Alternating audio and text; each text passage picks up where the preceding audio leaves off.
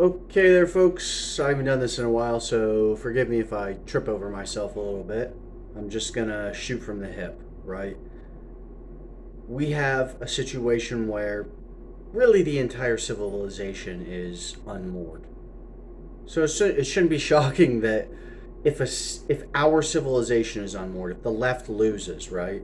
Workers, tenants, and students lose, it shouldn't be unsurprising that we are also listless. And one of the reasons we're listless is that we engage in this hyper personality politic, if you will. Lunch table politics, lunchroom politics, popularity politics, whatever you want to call it, personality politics, where we focus on podcasters, we focus on shit posters, we focus on half-wit politicians instead of focusing on workers, tenants, and students. And that means keeping your eye on the bag. Now, as it relates to the Demon Mama allegations, it's easy to believe them because she's an unlikable person. She's an incredibly unlikable person. But over here, that's not how we get down. We don't believe him. We don't believe her. We don't believe her. We don't believe him. Accuser's accused. Right? We believe facts and evidence. Right.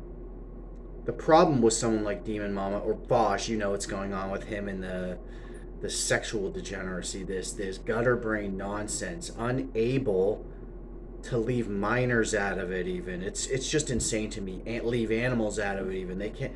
These people are listless. They are leading you into the abyss at best. Okay? You need a process, you need a program, and of course, we have policies to go with that. Some of the policies are part of the process, right? So this rallying around these goofballs, and you saw Chris Hedges come out recently. Forgive me if I'm all over the place, but saying he's not a Marxist. This does nothing for workers, tenants, and students. It only disorients them. That's all that does. That's all it does. Because in its place, he does not offer them a process. He does not offer them a program. He does not offer them policies, a freaking political platform. Right? That's not his thing. Okay? He peddles in despair. He peddles in profiting off of your pain, which is what a lot of these clowns do. They profit off of your pain and they exploit you. And in the meantime, the right wing, these freaking empty-suited trouser stains, are running out the back with all the money. You need to focus on the bag. That means you have to have a political process. And I'm going to enumerate for you. I hate doing this. I got to do it every video, apparently. But it's got to be done. It's like being a coach in a sense. They got to say certain things every friggin' time. Unionize your workplace. That's phase 1, right? Unionize your living space. That's phase 2. Unionize your learning space. That's phase 3 if you want to look at it in phases. All right, if you want to just look at it in spaces, you're doing it all at the same time. That's kind of how I like to do it. It's got to be international. Then that's what you do. That's how you get down. And by the way, this isn't all puppies and rainbows and unicorns. You're arming and training these people. You're educating and organizing them in this process, in the program, the International Socialist Program. As for what our platform is, that should be obvious. We've talked about this millions of times. But in those spaces, and we'll get to that, we'll do it again. We got to do it again. But in those spaces, they say, well, what's the benefit to organizing this? Why a labor union, independent labor union, tenant union, student union? Shouldn't it be obvious? Okay, if it's not, that's fine. We'll come out and say it. Right? For labor unions, it's higher wages. It's better worker benefits. And it's improved working conditions. For tenant unions, it's lower rent. It's better renter benefits, and it's improved living conditions. For student unions, it's lower or no tuition because you pay taxes, right? So sometimes it's going to be no tuition.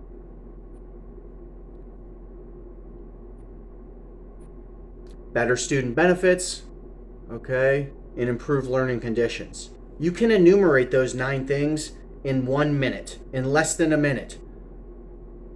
If you can take over those 3 spaces, the workspace, the living space, and the learning space, the institutions are but a stone's throw away. You can march on them and there's nothing that can stop you. There's nothing that can stop you. There's no political force. What is the scientific truth? The political scientific truth.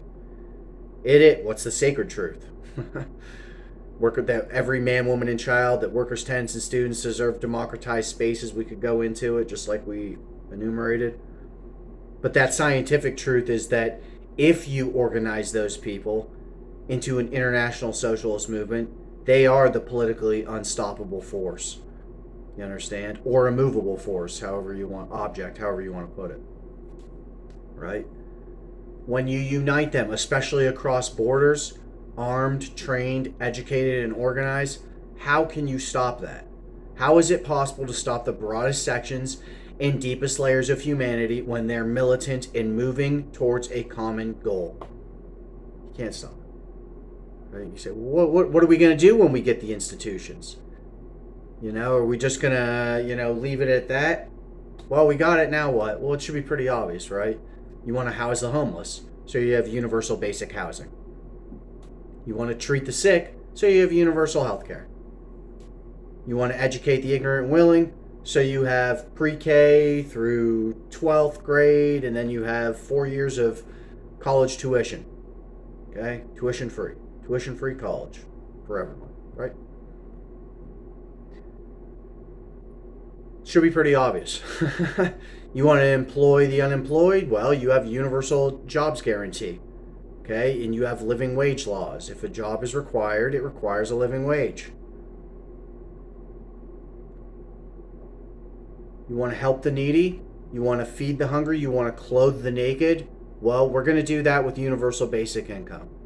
We're going to do all these things. We're going to change our countries and change the world. That's how you change the world.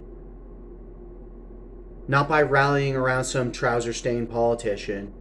Not by rallying around some listless podcaster.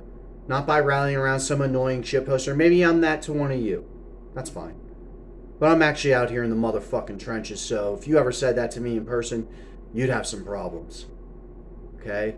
Yeah, I work with cats and dogs, but I also work with cats and dogs for free, stray ones and stuff like that, right?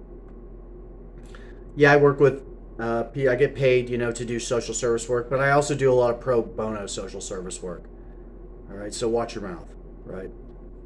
You could talk to people any sort of way online, but in person, you're not going to impugn my character like that.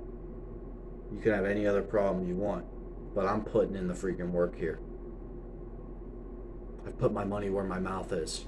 Actual money, time, energy, blood, sweat, tears, you freaking name it, buddy. I've done it all.